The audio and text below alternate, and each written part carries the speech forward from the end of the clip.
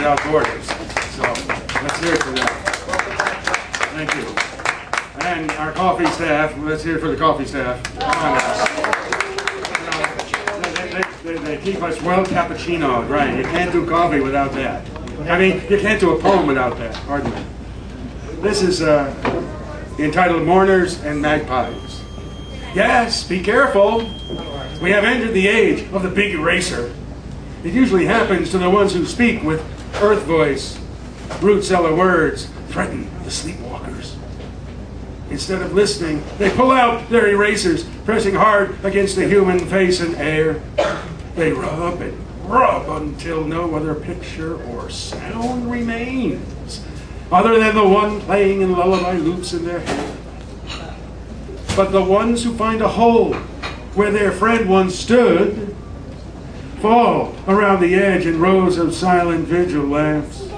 Their tears run to sniff for his scent. From their mouths fly magpies. Their golden eyes fish with holy beaks to pluck from curled up strands of ashy erasings, sparkling flakes of fireball. They navigate the light currents and dark shoals of coffee cup seas of consciousness, finally to recollect themselves at the spot mourners marked with flowers. There they dance together, fragments back, to answer the wet question of the ancient puzzle. Flapping their wings, they cover the ember-studded ground with sacred feathers. With the nightingales, they chant the hymn of resurrection, to raise the sun along with the one we thought was gone. They knew was rubbed away, not out.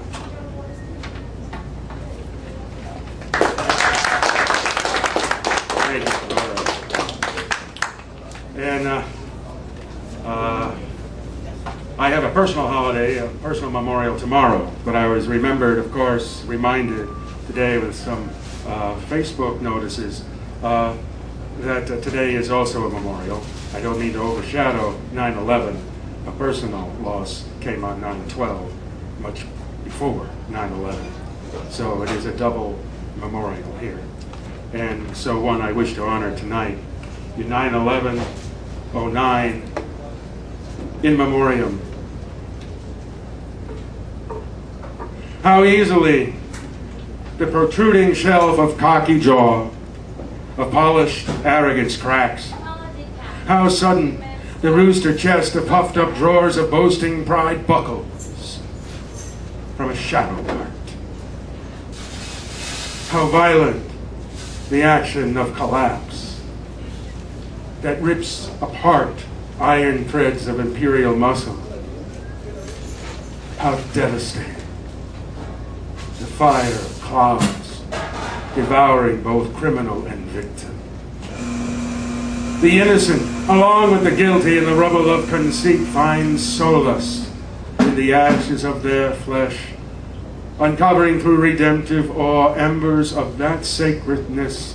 They blow back to us, hoping we will hear the deeper meaning of their prayer, the holiness lost in the glimmer of grandiose towers misplaced by the false faith of untempered power. Ah, what price for hearts to carry now. What an epiphany still for our flesh to bear in weeping arms that settle down upon the lap vigil candles spread for grief to find a restroom stall or a pillowed bed, to untie the belt of holding back and simply mourn. For lamentation to clear its mouth of ocean sorrow, to find dry words to unleash the hounds of anguish howling in our drinks, under our desks, down hallways of our dreams. What monument can contain the agony of parent for child, the wife for her beloved, the husband for his spirit rib, The brother for his sister, the sister for her brother, the child for the parent, the labor of worth, a life with dignity. None. Mausoleums seal up flowers, block the gift of colors to wash the eyes to see with wings, soothe the trembling angled body back into its humble suit of grass and stars. Let its fragrance gently rock the lion mind to relax and answer the whisperings of ancient bones, calling it from its mountain fortress home to the tabernacle of original ties. Yes, that campfire of camaraderie, glowing the harmony of the breath song the womb child learned, so the heart without strain can gingerly serve its passionate drink. Bless all bodies in this world with its satisfaction. With neither cruelty nor harshness, simply walk together with the legs of teenagers in love, with hands of wrinkled wisdom swaying together.